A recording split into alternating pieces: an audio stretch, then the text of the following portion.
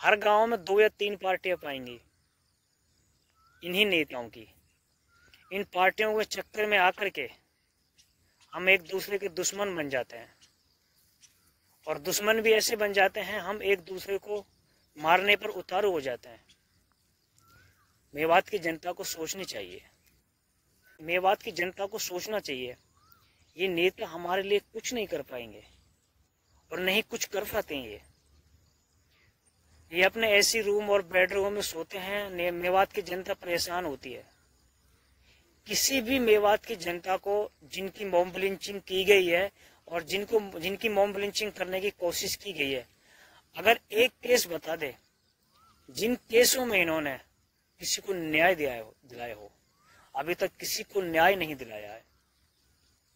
हम कब तक इनके शिकार बन करके एक दूसरे के बुरे बनते रहेंगे।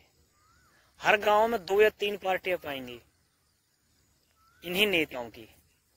इन पार्टियों के चक्कर में आकर के हम एक दूसरे के दुश्मन बन जाते हैं, और दुश्मन भी ऐसे बन जाते हैं हम एक दूसरे को मारने पर उतारू हो जाते हैं।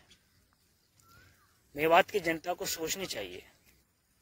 और मैं कहना चाहता हूं, मेवात के नेताओं के जो चापलूसकार हैं, जो इनकी चापलूसी करते हैं, आप समझ जाइए, आप इनको सर पे मत बिठाइए। अगर आप यूं ही इस प्रकार सर पे बिठाएंगे तो आपकी सर को ही फोड़ेंगे ये, और फोड़ते आ रहे हैं। ये 2-3 दिन तक आवाज उठाते हैं, फिर उसके बाद ये नेता आवाज उठाना बंद कर देते हैं। लुकमान के घर पर काफी नेता गए थे और ये कहकर भी आए थे कि हम न्याय दिला करके रहेंगे। जिन्होंने लुकमान का ये हाल किया है हम उनको बख्शेंगे नहीं। कुछ हुआ? मेरे ख्याल से उनकी अभी तक गिरफ्तारी भी नहीं हो पाई है। उस वक्त गिरफ्तार कर लिया था वो कोई और थे, उनको छोड़ दिया गया था। क्या हम इनके भरोसे आकर के, क्या हम इनकी बातों पर चल करके,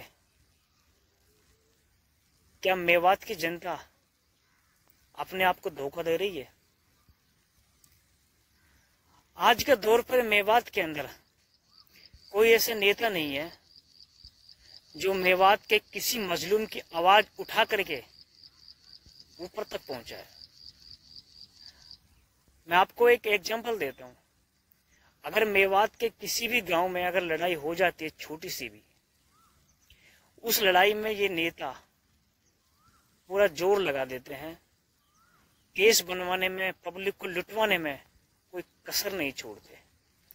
किसी पे 307 बनवा दी, किसी पे 306 बनवा दी, किसी का मर्डर करवा दिया, किसी पे कुछ करवा दिया। फिर ये काम करके